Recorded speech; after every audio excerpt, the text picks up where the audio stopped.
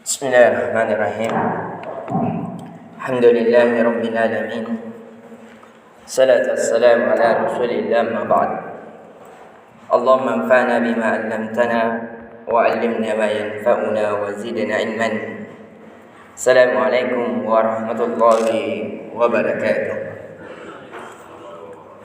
Alhamdulillah, sebagaimana di pertemuan sebelumnya kita telah mengkisahkan dari kisah Nabi sallallahu alaihi wasallam hingga ketika menaklukkan kota Mekah, yang dimana pada saat itulah kota Mekah menjadi bersih dari sembahan-sembahan kepada selain Allah. Semua patung-patung yang ada di sekitar Ka'bah dihancurkan oleh pasukan kaum muslimin, yang pada saat itu sebagaimana yang kita ketahui, sebagaimana yang dikuatkan oleh Ibnu Katsir dalam tafsirnya dan begitu pula dalam kitabnya Bidayah wan Nihayah, jumlah yang ada patung-patung di sekeliling Ka'bah kurang lebih 316 patung. Dari sinilah rahmat bagi siapa yang berumrah melihat kota Mekah, itu Allahu Akbar.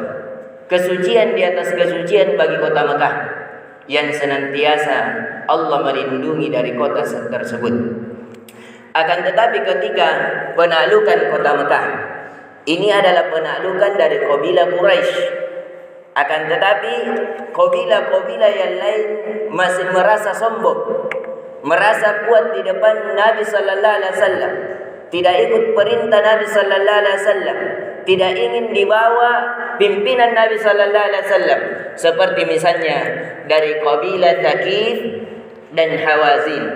Kabilah Thaqif dan Hawazin ini salah satu kabilah yang besar, dan kabilah-kabilah lainnya sampai ada 10 kabilah yang berkumpul di suatu tempat dan ingin memerangi Nabi sallallahu alaihi wasallam. Akhirnya terjadilah perang setelah perang Fathul Makkah, yaitu perang yang namanya perang Hunain. Hunain adalah suatu lembah yang dimana kaum muslimin dikalahkan. Pada saat itu ada di sebagian kaum muslimin, karena pada saat itu kaum muslimin memiliki jumlah yang besar, memiliki jumlah yang sangat banyak, sehingga sebagian yang baru masuk Islam, yang ketika terjadi Fathul Makkah merasa sombong, merasa bangga dengan jumlah yang banyak akan melawan jumlah yang sedikit, khususnya kabilah Thaqif dan Hawazin. Akhirnya Nabi sallallahu alaihi wasallam mendengar bahwa kaum Thaqif dan Hawazin tidak mau taat, tidak mau tunduk di bawah perintah Nabi sallallahu alaihi wasallam, bahkan mereka telah memberikan pasukan-pasukan untuk memerangi kaum muslimin, yang akhirnya Nabi sallallahu alaihi wasallam berperang dengan mereka. Akhirnya terjadilah perang di Hunain. Jadi Hunain sekali lagi suatu lembah yang dimana lembah tersebut datar, yang kalau ada unta lewat pasti akan terdengar. Namun karena sayangnya dari kalangan kaum muslimin terlambat mendatangi medan perang tersebut, sehingga kabilah Thaqif dan kabilah Hawazin itu telah mengelilingi di atas lembah, yaitu di bagian pesisir di atas gunung, sehingga mereka telah menyiapkan pasukan pemanah terlebih dahulu daripada kalangan kaum muslimin. Namun ketika kaum muslimin dari Nabi sallallahu alaihi wasallam dan pasukan Khalid bin Walid itu telah mengatur pasukan-pasukan, tiba-tiba dari kalangan Bani Thaqif dan Hawazin itu melempari panah-panah kepada kaum muslimin, yang mengakibatkan kaum muslimin banyak lari dan terbelantar dan terhamburkan dari pasukan-pasukan. Jadi di sini terjadi kemunduran di kalangan kaum muslimin. Mengapa?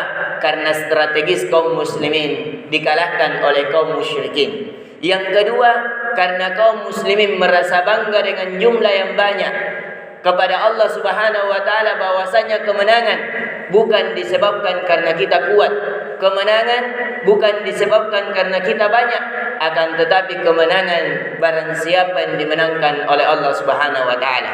Dia merasa sombong dengan jumlah yang banyak, akhirnya Allah mengalahkan mereka. Di sini juga kita mengambil pelajaran bahwa Nabi sallallahu alaihi wasallam itu bukan dengan keberadaannya pasti menang, tidak.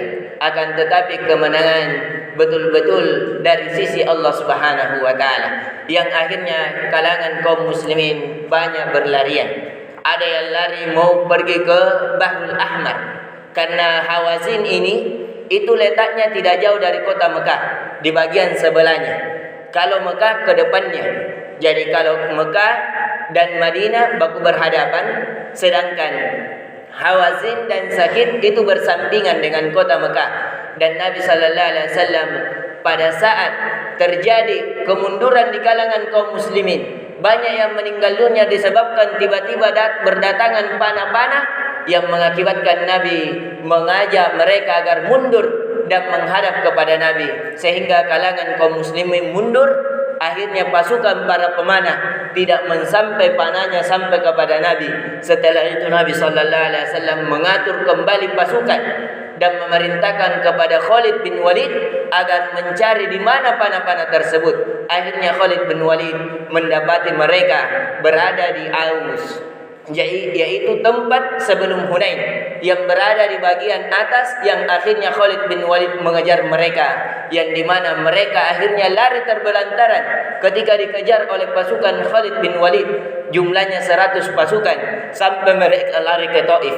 Jadi Taif yang biasa kita berziarah, itulah tempatnya kaum musyrikin yang berkhianat, yang tidak mau ikut tunduk kepada Nabi sallallahu alaihi wasallam. Akhirnya Nabi sallallahu alaihi wasallam berperang lagi di Taif dan dimenangkan oleh Nabi sallallahu alaihi wasallam. Dan disinilah banyaknya Nabi sallallahu alaihi wasallam mendapatkan ghanimah. Bayangkan kalau orang yang ditawan ada 6.000 orang yang Nabi sallallahu alaihi wasallam mendapatkan dari tawanan perang.